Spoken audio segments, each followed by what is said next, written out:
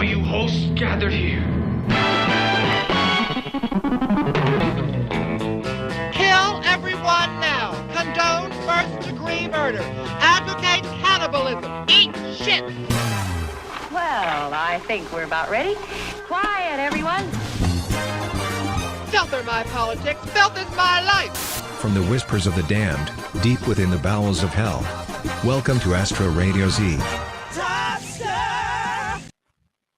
Hello, everybody. Welcome in tonight. It's been a while since we've done one of these solo episodes, but hey, that's going to happen from time to time. We're getting back in the swing of the VHS collection. You remember that? Months ago? Like, long time ago in the past. We were scouring through my VHS collection of screener tapes. It seems like another lifetime ago, but it really isn't. It really wasn't and isn't. And tonight, I promise this episode, and this tends to happen all the time with me, and please forgive me for this. We're going to finally do the episode on God's Bloody Acre and An American Werewolf in Paris. Two movies I know everybody was clamoring for me to talk about. I know you were just like hitting me up in the DMs, calling me on the phone, knocking on my fucking door. Hey, Derek, when are we going to talk about these gimmicks? Well, guess what? That's tonight. So, welcome back. I'm happy to see everybody that's in the chat. Ray, welcome in for your first Astro Radio Z Live. We got Hail to the Villainous, who is an executive producer here on the Astro Radio Z channel. And how do you become an executive producer on the Astro Radio Z channel? Join us on the Patreon at patreon.com/Astro Radio Z. And you can also become an executive producer and help fund this show, along with listening to my other podcast, Worst Movies Ever. But we're not here to sit and chill all night. At least I don't think I'm here to chill all night. We're here to talk about a couple VHS tapes that I've had sitting around on my shelf. God's Bloody Acre and An American Werewolf in Paris. So, before we get to the talks, let's watch a clip from God's Bloody Acre. I could not find a trailer. For some reason, there's like no trailer on the internet. So I skipped to a scene in the movie, and we're going to watch a little scene in the movie. So hang out and catch this scene.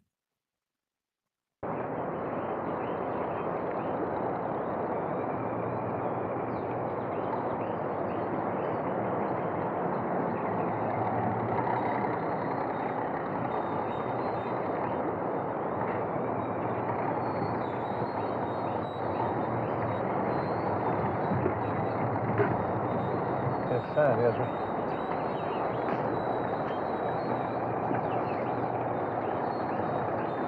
What's it say, Monroe? Oh, that Grand National Forest, site of new camping ground, open to public July 4th. What's it mean? Means trouble, Ezra. We gonna have to move again, Monroe. I don't know. I just don't know.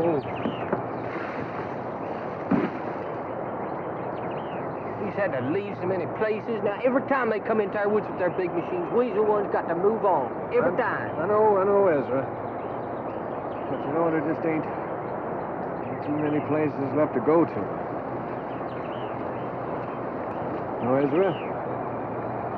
We're gonna run them off. This time, we ain't leaving. Come on, Benny.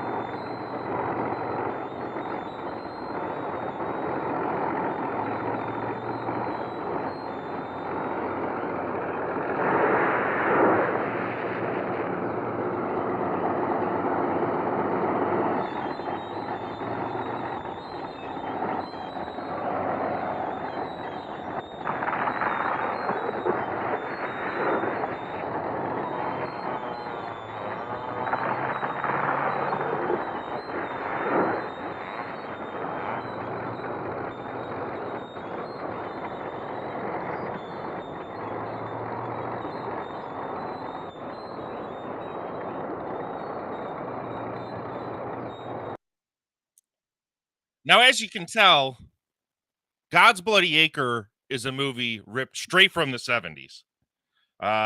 There is no doubt in your mind when you pop this thing on that this is a straight up lazy 70s exploitation flick. I love these kind of gimmicks. I'm always in the mood to watch some of these things. And this particular tape that I have here, which to me looks like it's a reproduction, some sort of like bootleg. My bud Eric from the band Northless. If you're not familiar with the band Northless, they're an amazing Wisconsin-based sludge metal band, which I used a track on my last movie, Hole in the Wall. They were gracious enough to allow me to use some of their music. But he gave me this as like, Derek, I think you need to watch this, and I think you would really like this. And as always, Eric was right. God's Bloody Acre, if we can do as we always do here on the VHS episodes, I'll read you what's on the back of the box so you know what this thing is about. At least what it's trying to sell us. Now, bear with me. This is a little bit of a description here, as most VHS boxes were. They didn't just give you like one-line synopsis, or like if you go to Letterboxd or on, Netflix, where they give you barely 2 sentences. Well, this one says, 3 inbred brothers go on the warpath when they discover that the forest they live in is about to be turned into a national park. Fortunately, the boys are real good at killing and stuff. That's a good thing, since all sorts of folks suddenly start traipsing through their neck of the woods. None of these people are too bright. You know the type. The woman who shoots one of the psychopaths, then inexplicably drops the gun and goes running into the woods. Remember, don't go into the woods unless you have an IQ over 75. So somebody obviously was having a lot of fun writing this fucking description that's on the back of this fucking box. That's I don't think that's an official synopsis in any way. And let me show you this tape that I got. Obviously, this is somebody's bootleg reproduction of this thing. If you're aware, I mean, it was finally released. I don't remember who exactly put it out, probably like a few years back. They put it on Blu-ray and gave it a fairly decent treatment. I mean, probably way better than it deserves.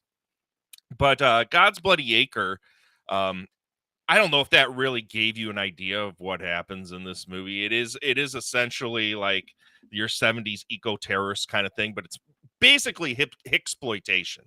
If you're familiar with the genre, which is basically backwood hicks run into city folk, and somebody starts getting killed or raped or whatever. It's a time-honored tradition in 70s exploitation films. And this one basically is about 3 hicks that don't like that a new camp is being built in their woods. And there are a number of characters from the outside that we get extensive backstory on that all eventually wind up at this camp. We have an engineer who decides, he hates his fucking job because he makes weapons of mass destruction for the man. So he decides to buy a motorcycle and go on a cross-country trip. Then a married couple that's, kind of on the rocks are taking an RV trip, and they try to find a place to stop for the night. And then there's this woman who's just been mishandled by her man that decides, you know what, I'm getting out of town. I'm done with this, and drives off into the wild blue yonder with her recreational van. And all of these people end up meeting at the same campground where the hicks are. And then a night of death ensues. That's pretty much God's Bloody Acre. If you're into this sort of thing, I definitely give it a thumbs up. As we do here on these VHS episodes, and the same thing I do on my Worst Movies Ever podcast, we're going to go through what's good in this movie, what's bad in this movie, and those special what the fucks that pop up where you're kind of scratching your head like, what the hell is this? Why the hell is this in this fucking movie? And there's a few of them. This movie comes from a different time. It's absolutely from a different era. It's slow. It doesn't really care that it has to be. It's not super talky, and it mostly shows rather than tells, which to me is my kind of thing. Ray says in the chat, so Deliverance meets Barbenheimer or not? Absolutely not. mean, there are elements, I would say, of like the deliverance exploitation within God's Bloody Acre, but it's definitely not really centered around that. It kind of is along the lines of some of the other 70s movies that we're aware of that is a little more socially conscious, like the Texas Chainsaw Massacre and some other stuff like, Easy Rider and stuff like that, where there is a central plot going on, but it really is about kind of like the dissatisfaction of American life at the time. And it's all embodied through each of the characters that are within this movie. So let's start and go ahead with what's good about this movie. I fucking loved the very 70s feeling of this movie. It's a lot of showing and not telling, washed out film stock. There's a lot of free love going on in this movie. There's not a lot of uptight people.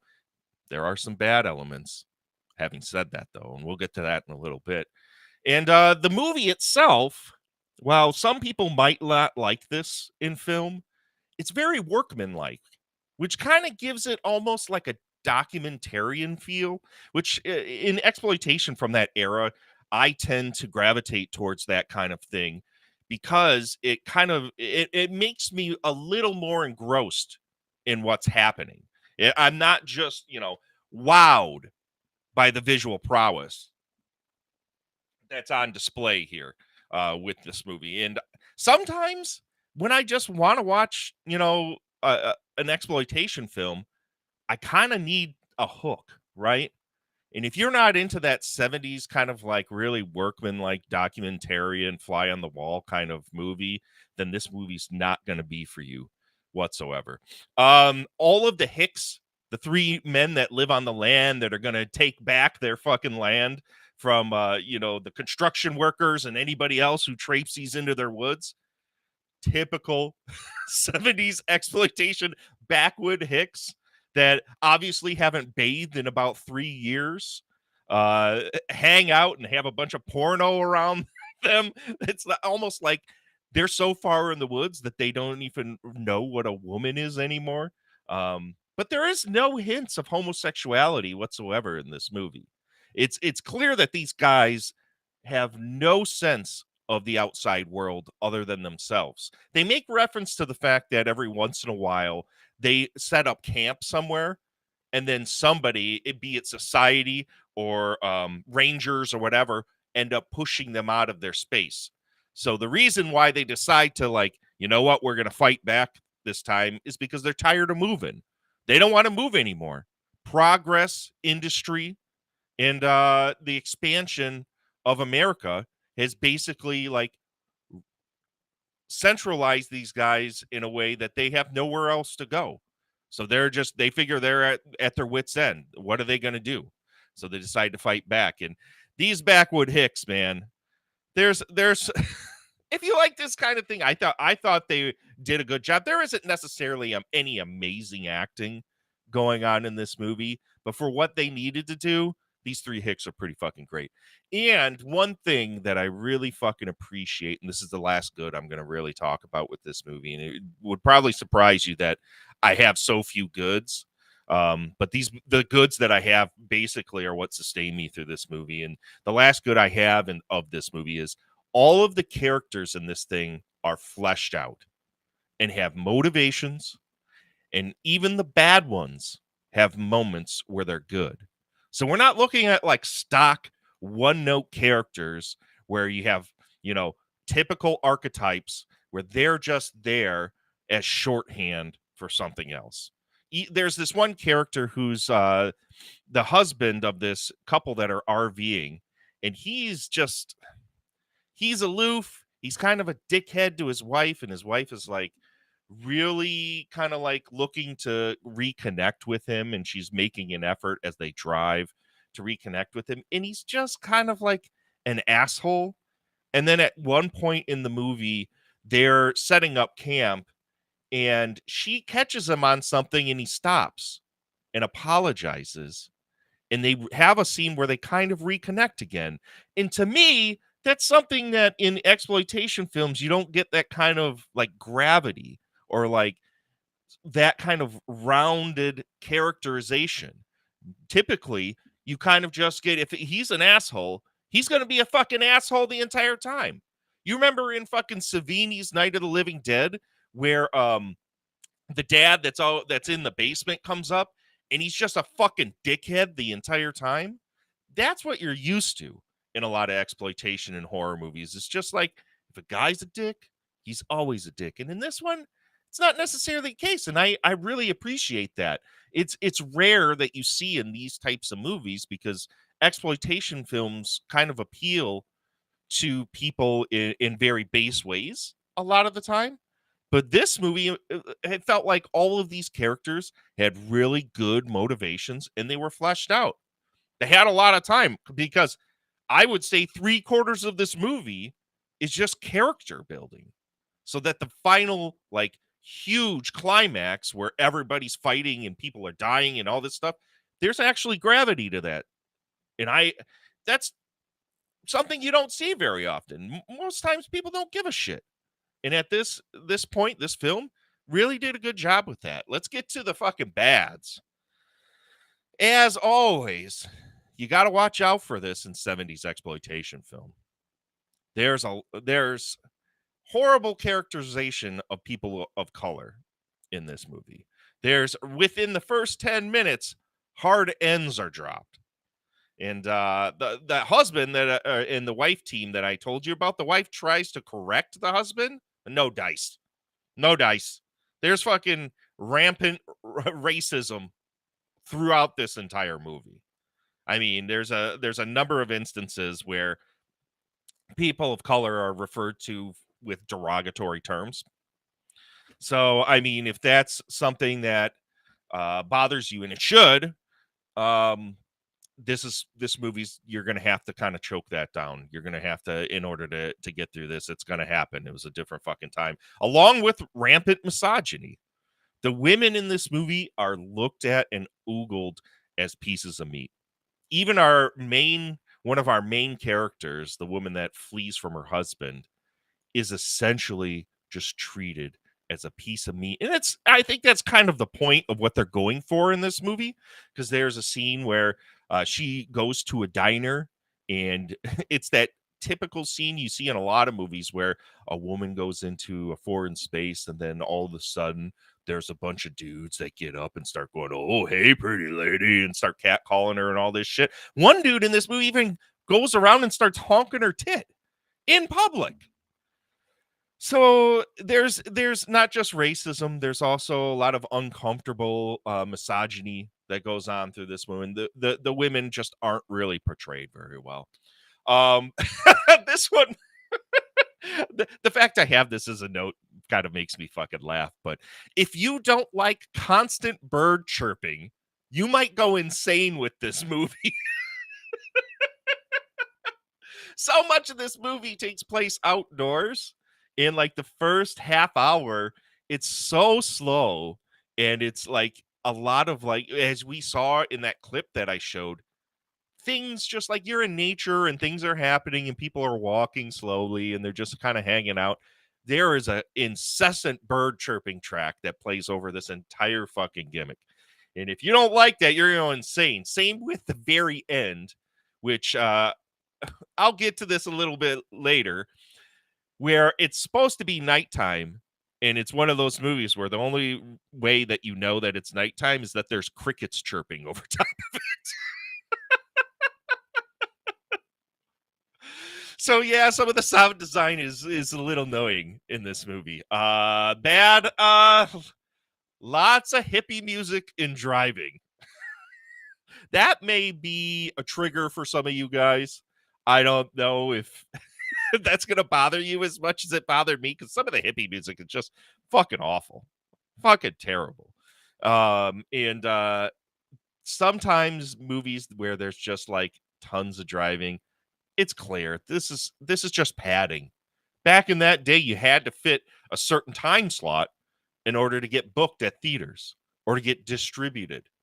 This one, yeah, there's a bunch of driving that goes on. So there's that. And as I said before, the movie has a very slow, very lazy pace, a very glacial pace. And most of the movie is fucking, character building. Villainous says dad was a big hippie, so been there. So you understand what I'm talking about, Villainous. I mean, some hippie music's not bad. Don't get me fucking wrong. I certainly am not a fan, though, of the Grateful Dead or Fish or jam bands or any of that fucking. I'm not a big folk fan or singer-songwriter shit. Not really my thing. If you're a longtime listener to Astro Radio Z, you realize that I like metal. So sometimes, like, one of my least favorite things in Texas Chainsaw Massacre is the fucking hippie music that plays, right? That shit's awful. It's fucking terrible. Next bad is, as I had said before, all women are just fuck objects for walking hard-ons. And all the men are rapists and assholes that hate women. Goes hand in hand with the misogyny. Most is awful as fuck, Villainous says. No, I hate folk, metal, or gangsta rap here. Here. I can dig that. The whole final scene, and this goes along with the crickets chirping thing that I had talked about before, is day for night. And not even good day for night. We're talking they mildly underexposed what was going on and slightly put a blue tint when they did like the processing of this film. So if you aren't into day for night, the final act of this movie is going to piss you straight the fuck off. It is clear that it's not night. They show the fucking sky, and there's clouds and blue sky, but it's underexposed to make you think they're in the dark, and there's crickets playing. So there's that fucking bullshit, and you know how I feel about that stuff. You really don't see what the fuck is going on during the final fight whatsoever, and it goes on for fucking ever. There's nothing but two guys running in the woods wrestling for like 15 minutes. It reminded me of this movie that I did on Worst Movies Ever a while back called Raiders of the Living Dead, I believe it was called. It was this real cheap piece of shit where these zombies started coming back, and this kid made a laser out of a laser disc player, and they started shooting zombies at the very end, but you couldn't tell what the fuck happens because it's so fucking dark that nothing registers on the fucking camera. Yeah, it takes me out of it too, to be honest. But having said that, a movie that I worked on, Swamphead, had a ton of it, so I can't really like piss and moan too much. You got to do what you got to do in order to make the movie. You know what I mean? And let's get to the what the fucks of this movie. That's the final bad that I had. There is a scene where the guy that is the mechanical engineer that skips out and takes a bike ride to wherever he's going to go, because that's what you did in the 70s.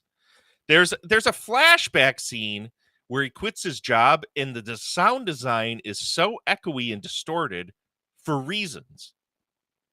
I'm guessing because they wanted to like try and showcase that this was a flashback and taking place in his memory. This isn't now, so they had to try and like make it seem dreamlike.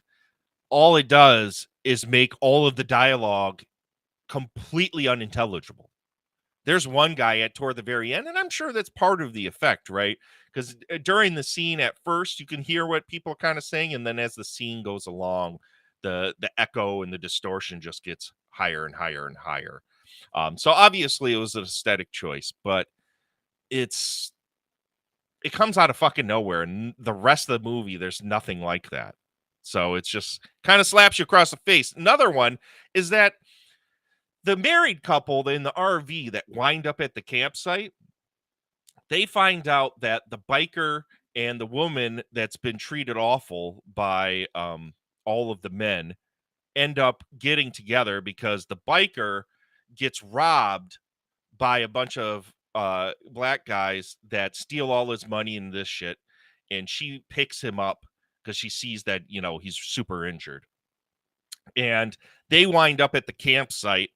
And the fucking husband of this couple that had been doing the RV trip notices that someone shows up, and he quickly says, when his wife was like looking forward to like alone time with him, oh, I better go check.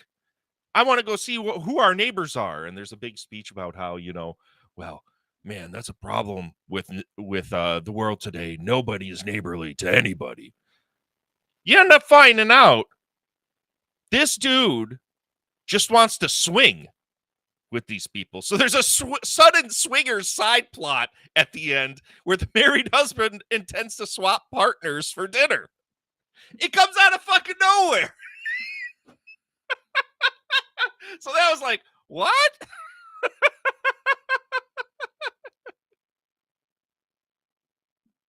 Oh, you're old and deaf. Please fix your audio. The movie's not me. Oh, good. I'm glad my audio is good. You know what? I've been worried that my audio hasn't been the greatest. The last few episodes have been, this live thing's not like my Twitch. I can't really this site that I'm doing this on. I can't really monitor or pre-monitor what the audio is going to be like, which leads me to believe maybe I'll start doing this through OBS because then I can. But thank you for telling me. Let me know how the audio is as we go along here, guys. We have another what the fuck. And this is the last one, is that there's a rape scene where the wife of the RV couple, the Hicks, find her.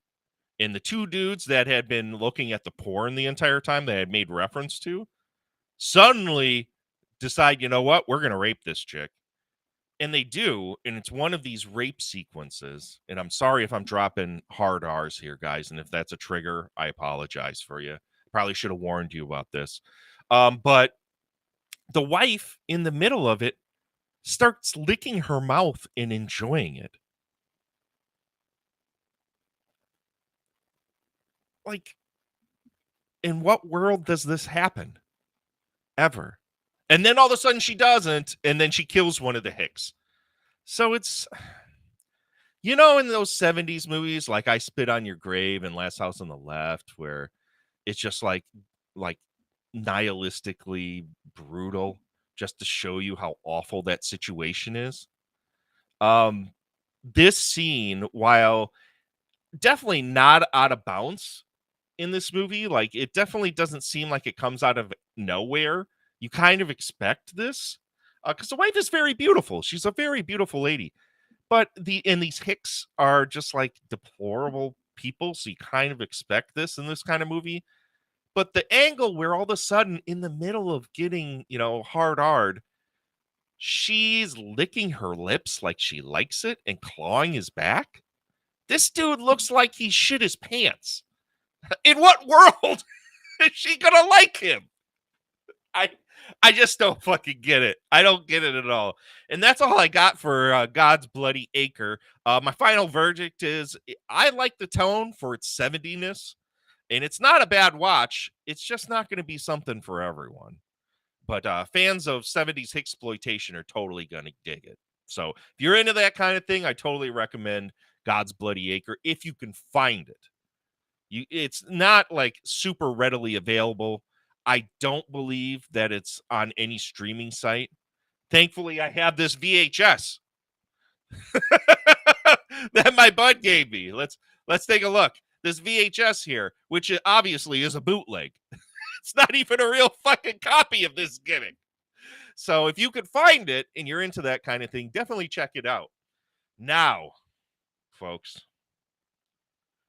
I was talking with somebody about this earlier, and that the fact that tonight we were going to be doing an episode on an American Werewolf in Paris, and we've never talked about an American Werewolf in London on this podcast.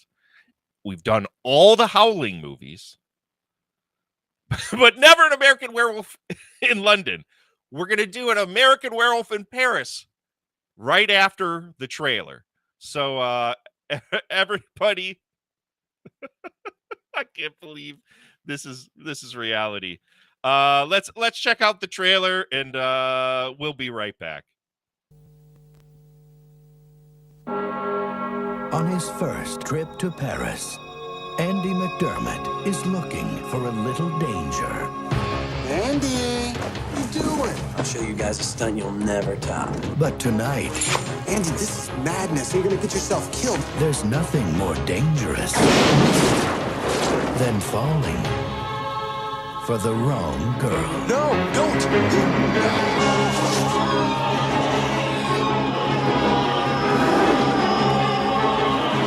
Talk about the woman of my dreams. She's obviously whack. Kind of girl jumps off the Eiffel Tower has issues, man. Major issues. You mustn't get involved. It's much too dangerous, believe me. We must go before it's too late. I was attacked by this big, wild dog. You were bitten. You're already changing. It was not a dog. It was a werewolf. And now you have become one too.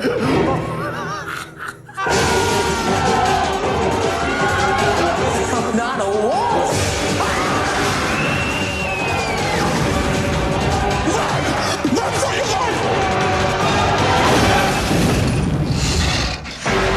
An American Werewolf in Paris. Ow. Ow, ow, ow. Ow.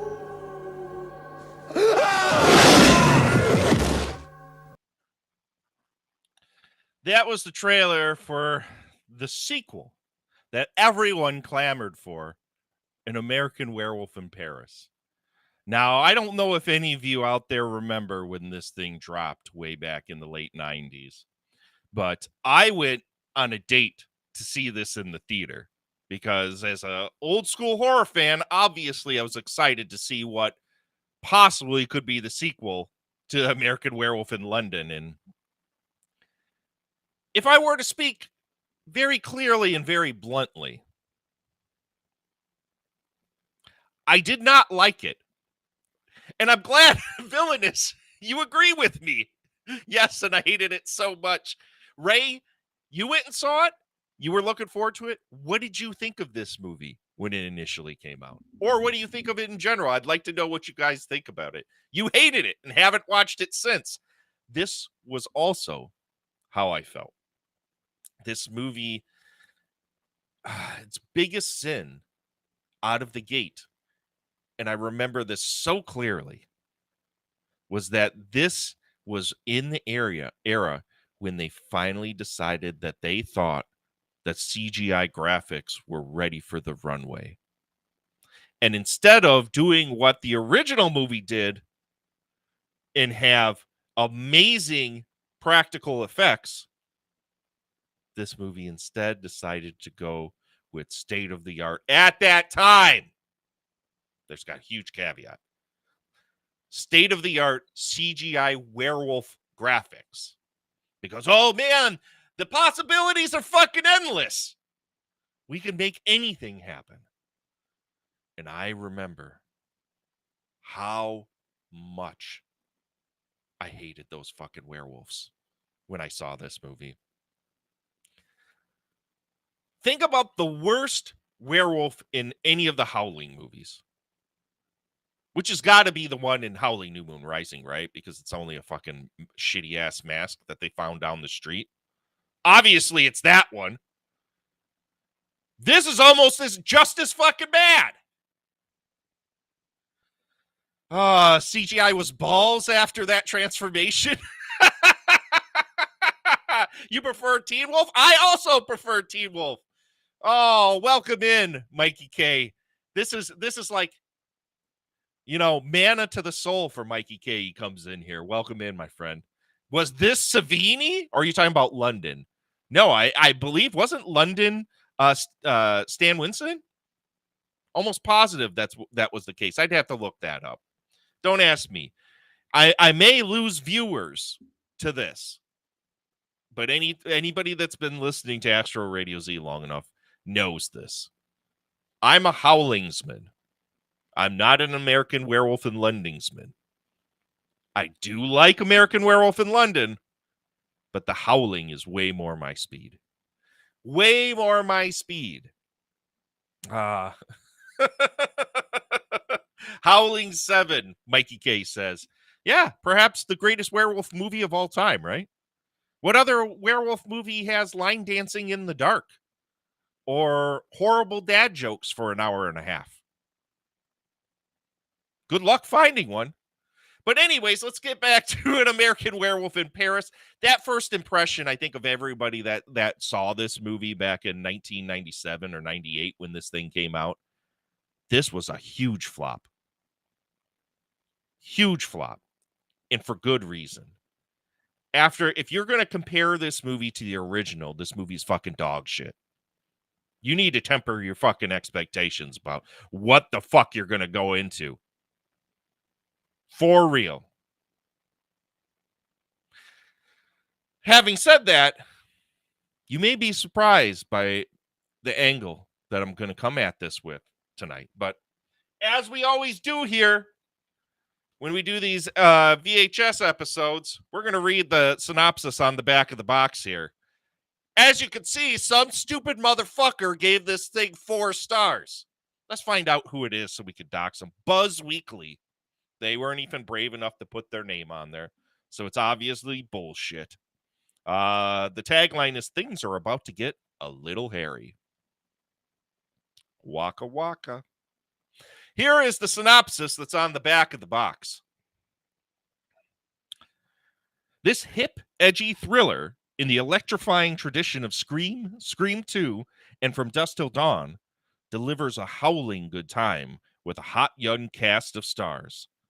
On the loose in Europe, 3 wild college grads from America bring their daredevil tour to Paris in search of some serious fun.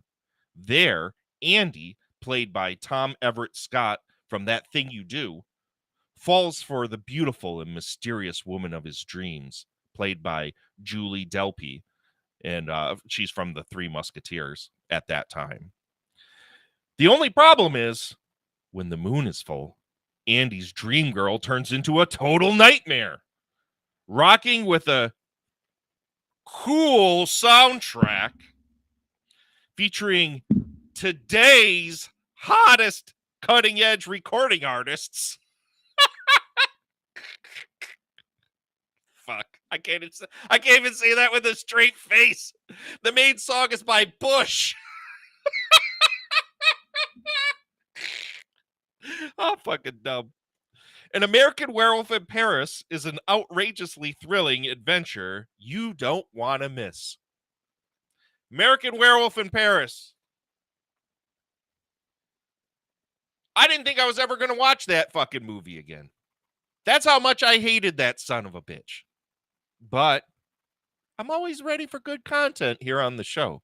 And I know, like Mikey K was saying before in the chat, you motherfuckers like to hear me bitch about shit. So fucking giddy up. The best moment in Astro Radio Z history besides Amanda's story about that stuffed dog her mom has? What is it? Goodbye, werewolves. They're howling all over you. What are you talking about, Mikey K? Refresh my memory.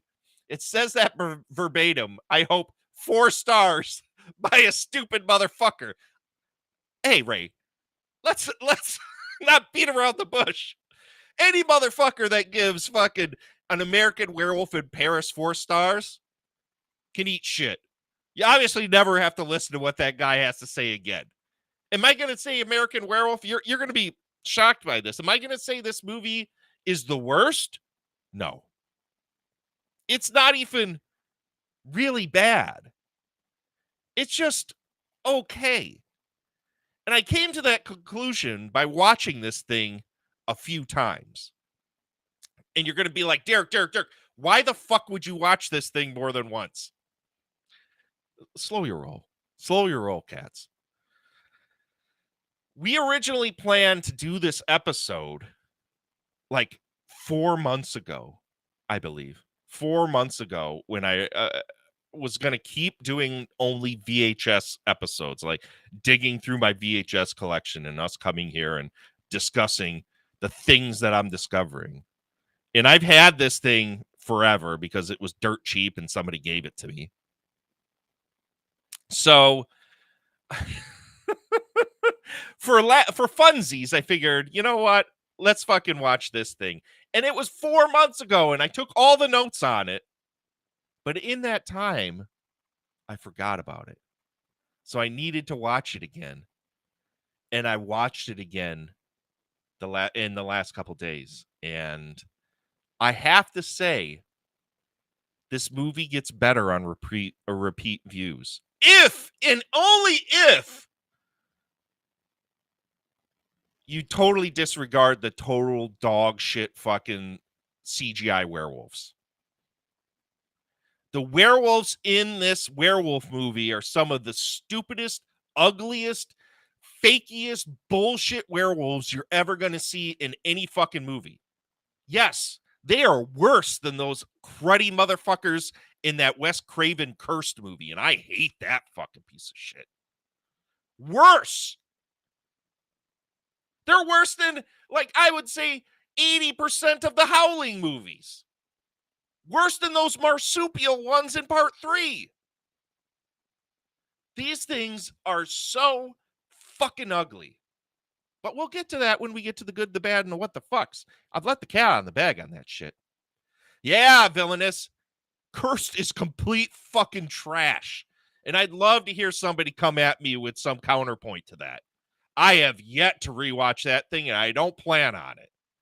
CGI werewolves are bullshit. If you don't get some dude in a hairy costume, I don't care how shitty that costume is, get the fuck out of my way. I don't want nothing to do with your shitty ass movie. Fucking CGI werewolves. Get the fuck out of my face with that shit. Let's get to the good, the bad, and the what the fucks of this movie. And there ain't much that's really good. The good, like one of the main good things about this movie is that it's really visually dynamic in parts. There's a sewer sequence where our lead character gets bit. That's actually really well done. A lot of great steady cam, a lot of really tight editing. This thing looks like $1 million outside of that shitty fucking CGI. The movie was really well put together, and it's quite surprising. Like I like really want to get into the bad right away. So I'm trying to hold back on it. Because this is one of those movies where I think, like, right out of the gates, you're like, oh, this is good. Oh, what is that? Oh, I kind of like, oh, what is that? It's one of those movies. I know you guys know what those are. But anyways, it's just, I like how this movie looks and how it feels and how it plays. It's got a good pace. It's got a decent story, even though the story, I think, really, like, is tonally way different than an American Werewolf in London. Like, American Werewolf in London and this obviously have a familial relationship. Like, there's a lot of parts in this movie that were from the first movie. So this is kind of like a 15-year later reboot. So again, you have to divorce your mind from American Werewolf in London to walk into this movie and find any enjoyment in it. To me, this movie is a way more whimsical and lighthearted version of that movie, where that movie, yes, it was a horror comedy, but there still was like this real foreboding sense of melancholy and darkness about American Werewolf in London. And this movie really doesn't have that at all. It feels like firmly rooted in the 90s, and it feels like right out of the gate, this isn't supposed to be a scary horror movie. This is a comedy, like all the way from, the love story that's going on to when our lead character gets bit and turns into a werewolf. All the, remember from American Werewolf in London, there were the corpses of his friends that were coming to tell him that, you know what, you need to kill yourself and all this shit. That's back in this movie, but it's worked in as more of a comedy gimmick than it's anything else. Because if you remember that original movie, there's that scene with the fucking Nazi werewolves and the machine guns, and his friends just got skin hanging off of him, and he's just chewed to shit. That shit's here, but it's just like, it's so lighthearted that there's no impact to like any of it. So, and my other good here is that, parts are cute and reminiscent of the original movie. So honestly, this is a fairly, if you can get past the bads that I'm about to get to, and I'm looking at my notes right now, holy shit, I can't believe how many bads I put on this thing. Because rewatching this thing in the last couple of days, I was actually like, yeah, this is okay. It's not the worst thing I've ever seen, but I really went to fucking town on this, so fucking giddy up. This movie, if I'm going to say anything for the good, is that it's a very lighthearted movie that I don't think you should really take seriously. Just like go into this thing knowing that this isn't, this can't hold American Werewolf in London's jockstrap, and I think you'll be okay with it. I would be really like pressed that if any of you in the chat were to toss this on, that you would outright hate this thing, because it's not really awful if you just divorce yourself from the original movie. And that's hard to do for some people, and I realize that, because American Werewolf in London at this point is a sacred horror movie. Every time it comes up in chat with me, people fucking like, it's a real like fighting point. And I'm always like, I don't fucking get it. Like, yeah, it's a good movie. It ain't The Howling, though. And then people look at me like I'm a second-class citizen. Folks, that tells you something. If people get on you because you like The Howling, get fucked. That's all I got to say is get fucked. 5 minutes late here, but I think London was Rick Baker. Was at least nominated for the special effects Oscar. I thought that The Howling was Rick Baker. Or no, that's Rob Bottin. Okay, you're right. Rick Baker was American Werewolf in London in The Thing, and then Rob Bottin did The Howling. Thank you. Thank you, Ray, for putting that in the chat. Thank you. I appreciate that. Oh, no, I got your back on The Howling blew me away at the movies. I absolutely love Dante over. Thank you, guys. You guys warm my heart. Coming to my defense here. Yeah, well, you mean where she turns into the poodle werewolf? Or the chow chow werewolf? Oh, that shit is fucking crazy. I love The Howling. But this isn't a show about The Howling. This is about American Werewolf in Paris. And let's get to the fucking bads. Let's get to the bads of this thing. Oh, the main characters of this movie, instead of it being like two friends backpacking, it's three complete douchebags going on a cross-country trip by train in Europe to daredevil bungee jump off of historical monuments. Can you think of a thing that's more 90s if you possibly fucking tried? The three dudes are complete fucking douchebags and idiots. Now, mind you, as the movie goes along, they actually start to get a little charming. Like the one friend gets killed, and then the other one is basically the damsel in distress the entire movie, which is kind of, interesting in a weird, subversive way. But the first scene of the movie when they get to Paris is that they're up on the Eiffel Tower. Like nobody would ever see them do this, because the Eiffel Tower is such an empty space, right? That they're going to bungee jump off the Eiffel Tower. And that's where they meet his love interest, Julie Delphi, that's on this case here. That's where they meet and fall in love. And the scene's just dumb. It's improbable. The CGI and the comp work to like make it the scene sell as they jump off of this thing just looks, even on VHS. I mean, you know how forgiving VHS is, right? And that's kind of why I like us going back and watching these. I have a nice, like, maybe at some point in the Discord, or maybe like in like on Twitter or something, I'll post my setup in my bedroom of how I watch this. I bought this huge fucking console TV. You know what I mean by that?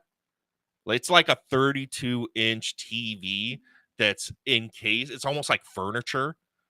It's got big speakers on the side, and it's all wood, and it rolls. It has fucking wheels. This thing is fucking tits.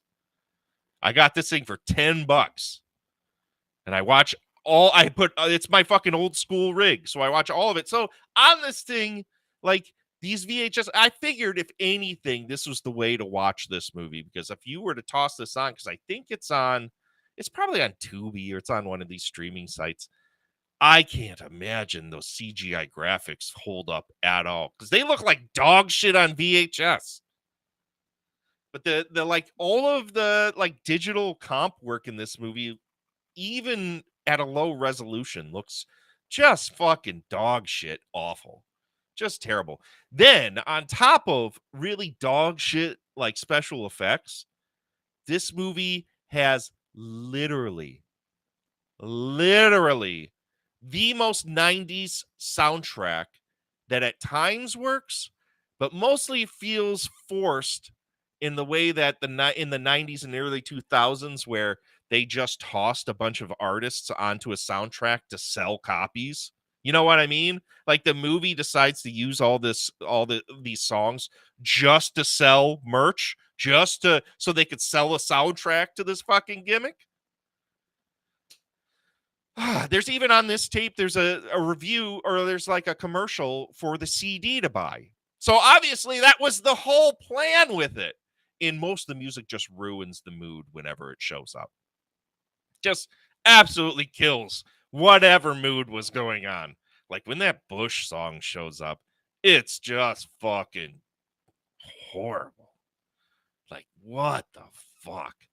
Kills whatever, like, tension or whatever, like, joy that you have in life, and smooshes it in the dirt. Just terrible. As a sequel, as I said before, the tone is totally different until it's just kind of like a horrible remake of the original. Our lead, played by Tom Everett Scott, is kind of a desperate weenie in this movie, and none of his comedy lands, and the romance feels so forced and unbelievable almost the entire time. And it's unfortunate because I think like toward the end of the movie, it starts to kind of get a little more steam. And I only felt this way like the second time I watched it. The first time I watched it, all of it felt so forced in the way that a lot of like direct-to-video 90s, horror movies felt, especially these like Dimension, Miramax kind of fucking, we bought this name so we can just puke out a bunch of sequels.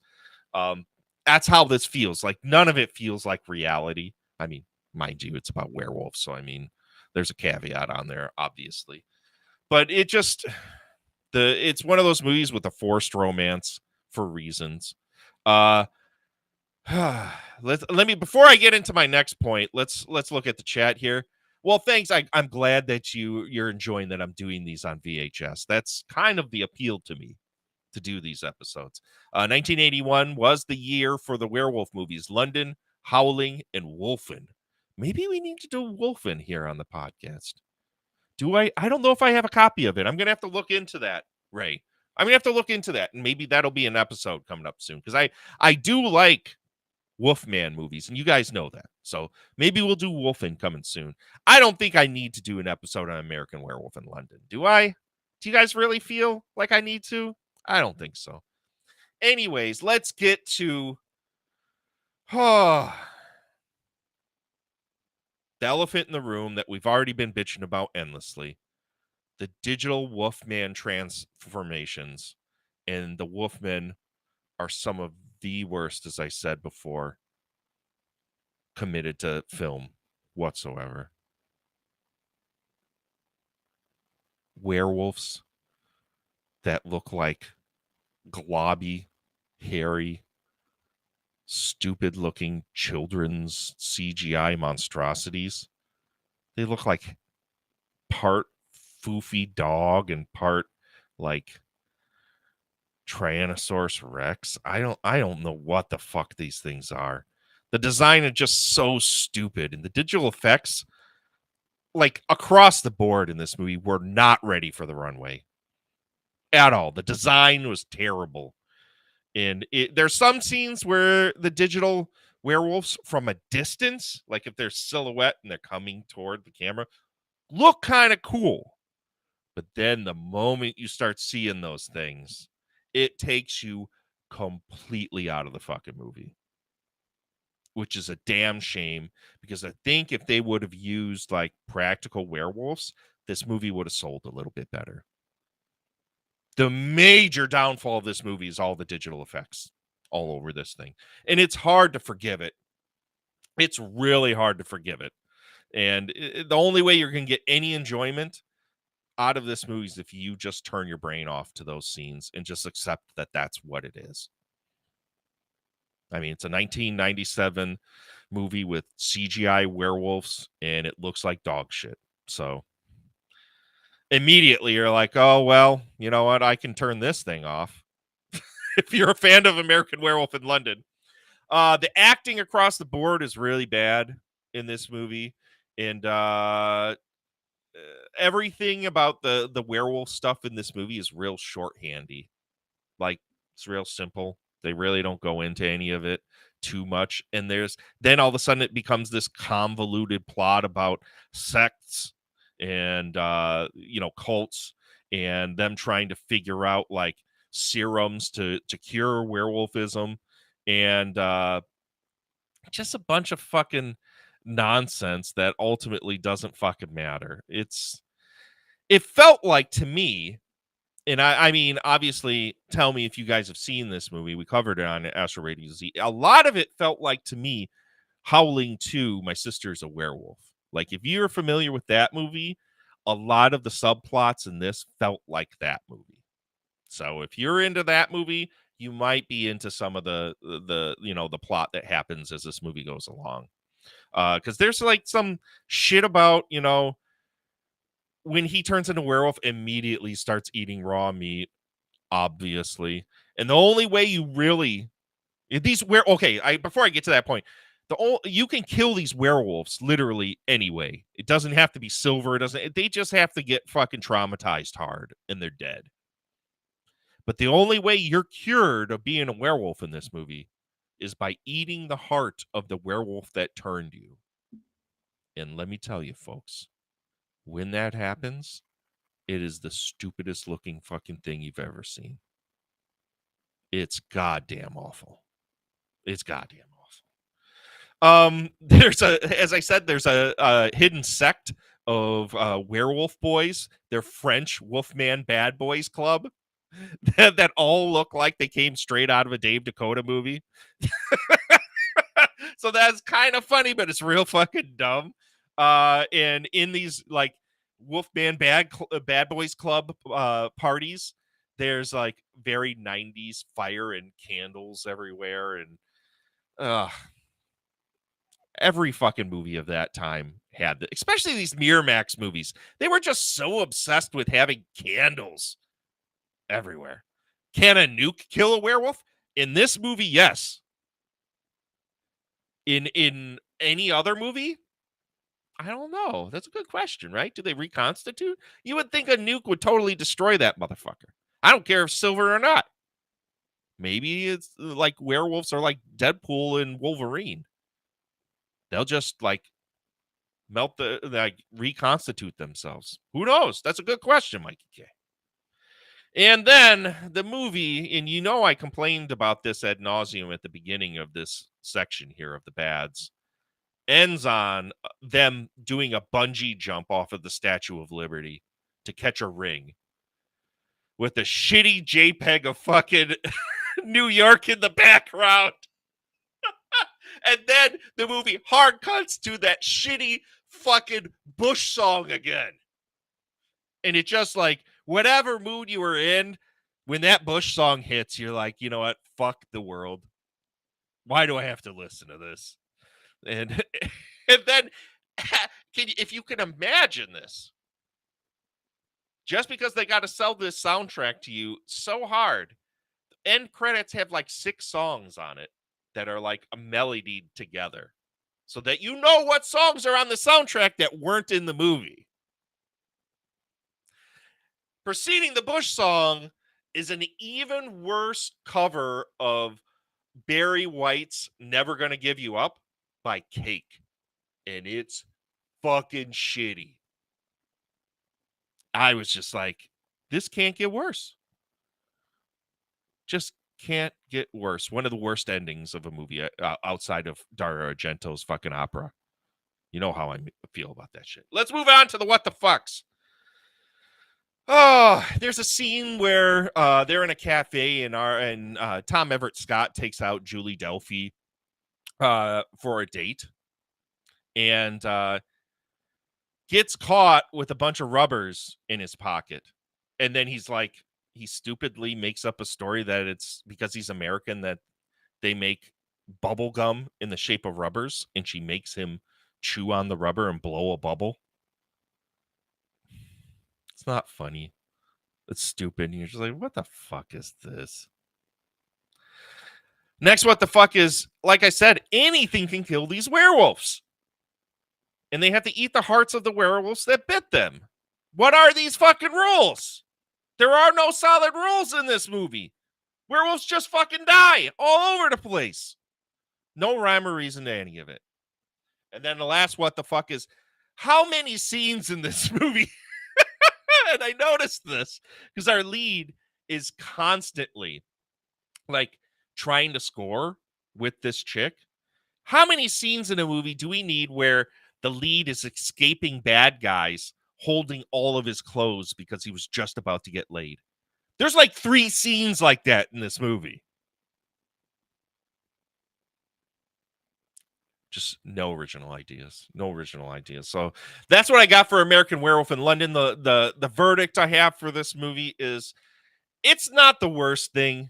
It's not great. Will I ever watch this thing again? More than likely not. I would never like actively want to put this on. But and compared to the original, it's total dog shit. But on its own, it's light.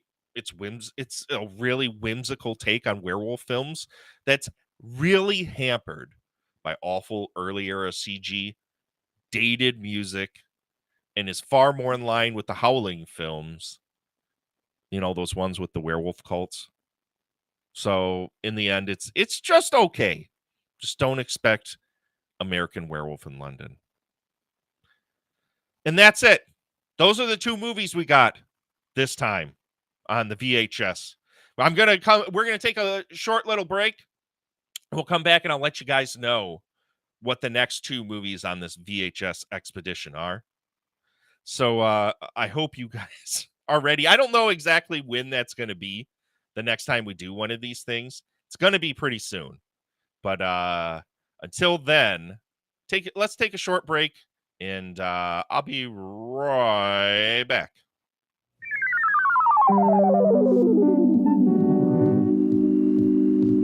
This is Astro Radio Z and we love talking about movies with you. If you are looking for more episodes and want to become part of the show, go to patreon.com/Astro Radio Z and become a monthly subscriber to have access to 100+ bonus episodes of content. Jump in. Make Astro Radio Z yours and become a Patreon subscriber at patreon.com/Astro Radio Z.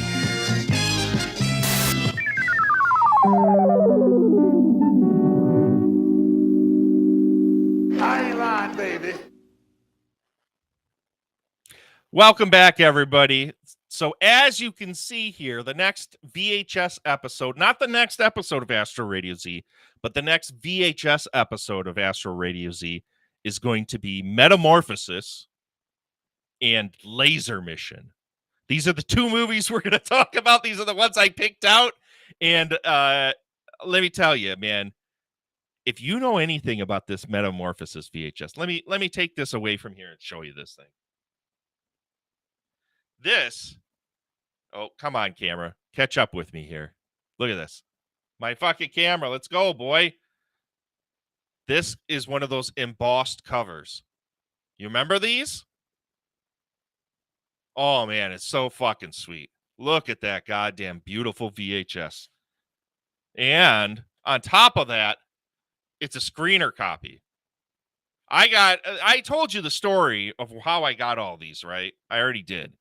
But I got all these screener tapes and I got to get, it has this, like his eyes are supposed to light up. I also have the Black Roses one that I'll have to show you guys at some point, where if I put batteries in it, it should light up. But there's obviously this thing is like 40 years old, so they ain't fucking working anymore. But anyways, I was really excited to finally get to this one because I don't know if I've ever watched this. I sure as fuck remember this VHS on VHS store shelves back in the day, big time. I remember wanting to see it, but for some reason I never got it. And Laser Mission, I mean, look at that. Look at that beautiful thing. It's got Brandon Lee in it. The title, it sold me. It's absolutely sold me. So that's what we're going to be watching next time we do a VHS episode, which I think we're going to probably take. We might go through October. Maybe I'll do one of them in October. We'll see. Because I have this episode and the next episode scheduled. But then beyond that, it's kind of open season. I have a couple ideas for some episodes coming up. I really want to do an episode on Greg Araki's Mysterious Skin, because I started watching that like last week. And I want to really dive in because I love Greg Araki's films as not only as a queer person myself, but as a lover of subversive underground cinema. I love his shit so fucking much. So I'm really looking forward to talking about that and finally like soaking that fucking movie in, because what I've seen of it so far, and I can't believe it's been this long and I've never watched that movie.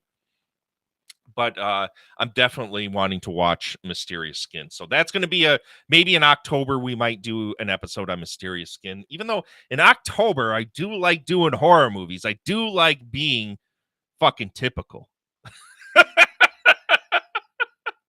I do like following the pack, as they say.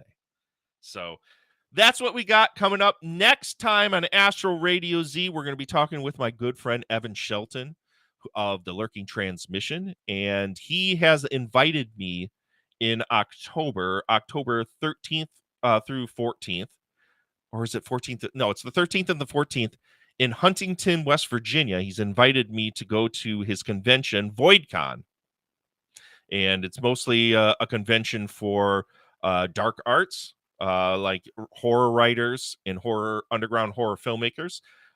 We may be doing a live episode of Astro Radio Z there.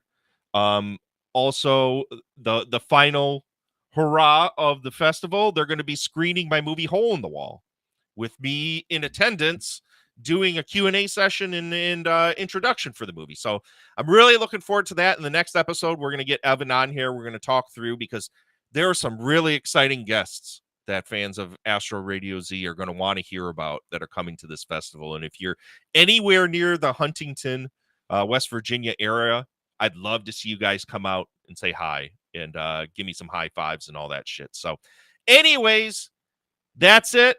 This is another episode of Astro Radio Z. I thank all of my chatters for coming in and hanging out with me tonight. Since we started doing this shit, I've had so much fun. I think this is the way going forward that I'm going to be doing this show. It just I like being able to talk to you guys, because podcasts have kind of a disconnect to them, don't they?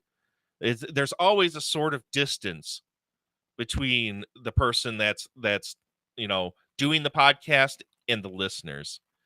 And while I do like when you guys get a hold of me on social media or you email me and all that shit, I like interacting with you in real time here while we talk about all these fucking movies, because that's essentially what this podcast is about, right? Let's have a fucking conversation and talk about real stupid fucking shit.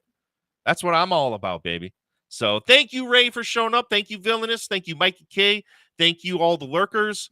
And I really appreciate you guys. So please have a good night, and I shall catch you next time. Bye.